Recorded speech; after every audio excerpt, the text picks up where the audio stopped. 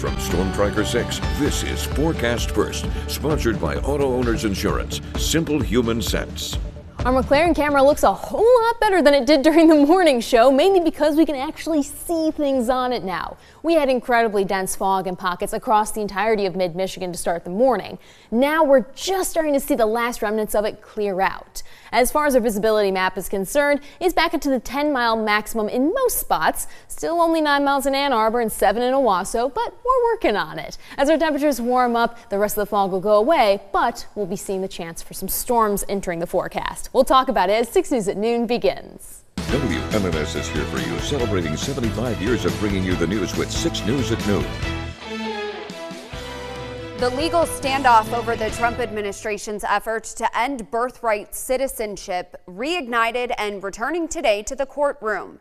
It's our top story at noon. Thank you for joining us today. I'm Megan Vaselli. A federal judge once again barred President Donald Trump's administration from enforcing his executive order limiting birthright citizenship. This comes after the U.S. Supreme Court last month restricted the ability of judges to block presidential policies using nationwide injunctions, but only outside of cases involving class action lawsuits. The federal judge in New Hampshire issued today's ruling by granting class action status to a recently filed lawsuit. It's among numerous cases challenging the president's order seeking to deny citizenship to children born on U.S. soil to parents living here temporarily or illegally. Stay with 6 News and CBS News as we continue to follow any new developments in this birthright citizenship lawsuit. We'll be here for you on air and online at WLNS.com. Secretary of State Marco Rubio met with his Russian counterpart at a conference in Asia. The meeting comes as President Donald Trump expresses frustration with Russian President Vladimir Putin over its ongoing war with Ukraine. And as Natalie Brand reports, it follows Russia's overnight attacks on Ukraine that killed civilians. Russia's latest drone and missile attack on Ukraine's capital overnight in populated residential areas killed 2 people and injured more than a dozen, according to Ukrainian officials. Ukrainians now face attacks by hundreds of these drones every single night. And this is pure terrorism. While Ukraine's President Volodymyr Zelensky attends meetings in Rome focused on the country's recovery, Secretary of State Marco Rubio met with Russia's foreign minister on the sidelines of a conference of Southeast Asian nations. I echoed what the president has said, both disappointment and frustration at the lack of progress in peace talks or in a path forward. Rubio also downplayed new reporting that the State Department was cut out of the Pentagon's decision to pause some weapon shipments to Ukraine. It was a very limited review of certain types of munitions to ensure that we had sufficient stockpiles. A U.S. official confirms that some munitions, including artillery rounds and precision-guided rockets, have resumed flowing into Ukraine. President Trump also said he's considering sending another Patriot air defense system. I know they made the request. We're going to have to take a look at it. Very expensive system. The White House is also giving input to Congress on a bipartisan sanctions bill that would impose steep tariffs on countries that buy Russian oil. I think it's leverage that we need and that, frankly, the White House needs in their negotiations with the Russians. Senate Majority Leader John Thune says he hopes the bill can get to the floor before the August recess. Natalie Brand, CBS News, the White House. Governor Gretchen Whitmer announces a new round of investments to support affordable housing in Michigan. Her office says 10 new construction and rehabilitation rental housing projects in 6 communities will receive federal low-income housing tax credits. The projects will create or preserve at least 484 affordable rental homes. They're expected to create 23 permanent jobs, support more than 800 temporary jobs, and generate a total development investment of more than $171 million. The Michigan Veterans Affairs Agency granting $1.5 million to 6 nonprofit organizations in Michigan to help veterans and families facing homelessness. The director of the MVAA says it's, quote, here to stand beside veterans experiencing housing instability by offering support, resources, and a path forward. They went on to say the commitment from our staff and community partners is the foundation of this important work. 6 News is your local election headquarters, and Michigan State professor and East Lansing native Josh Cowan announced today he's running for Congress to represent Michigan's 7th Congressional District. He's a lifelong educator, a public school parent, a union member, and nationally recognized advocate for strong public education.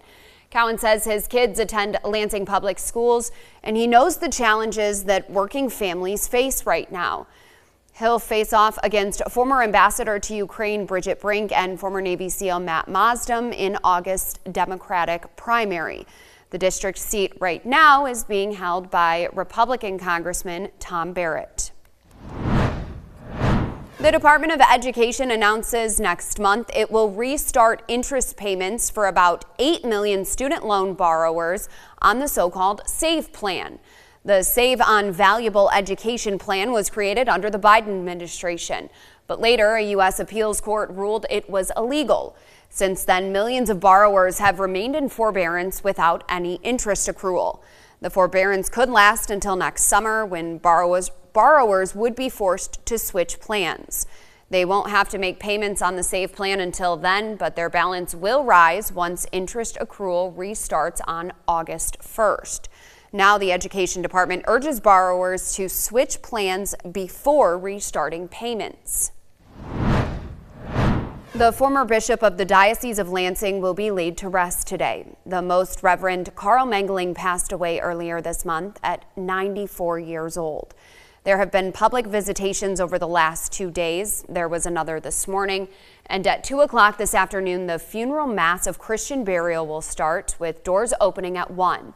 After that, Bishop Mengling will be buried at St. Joseph Catholic Cemetery, and community members are welcome to attend. We have a correction. From Storm Tracker 6, this is Weather First, sponsored by Auto Owners Insurance. Simple human sense. You're getting a little sneak peek there of those temperatures that we have coming down the pipeline. So when you look at the 70s we have on the 6-day, or on the quad cam rather, you'll see that they're better than the 6-day. We're in the 70s at the moment. Had a little bit of a slow start because of the fog, but the fog is a lot like an egg, a hard-boiled egg at that. You have to crack it first in order to peel it apart. We did that with this fog. It stuck around for a few hours, but eventually you saw 1 or 2 little holes of blue sky. Next thing you know, the blue has taken over. That's exactly what we saw for the morning. Now for the afternoon, we get to enjoy the better visibility. It's at the 10-mile maximum now in Adrian, and that's something that I'm looking to see in Owasso and Ann Arbor here shortly.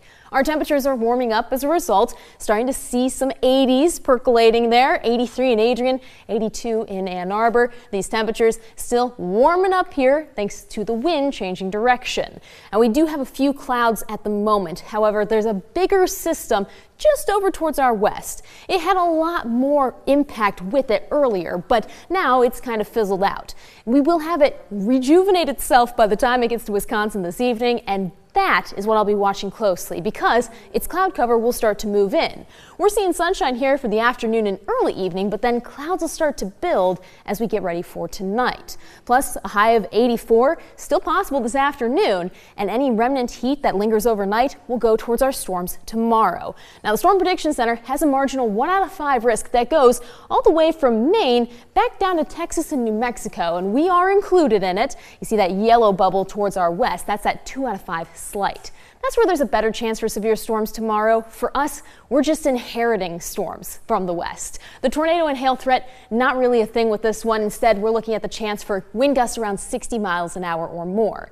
And it waits until tomorrow morning, which is great timing for us. The morning is hard for severe storms to occur because you've had cooling all night. So they'll be weakening as they move on shore. 8 a.m. seeing it in the western side of the state. Then we get closer to 10 and it moves into the middle of mid-Michigan. We still have some showers possible later in the morning into the early afternoon.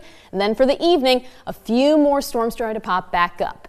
Now on the 6-day forecast, you'll see here, we do have another chance for storms arriving on Saturday. That's going to be in the afternoon and evening again, this time with a little cold front. It'll take those temperatures from the upper 80s back down to the mid 80s.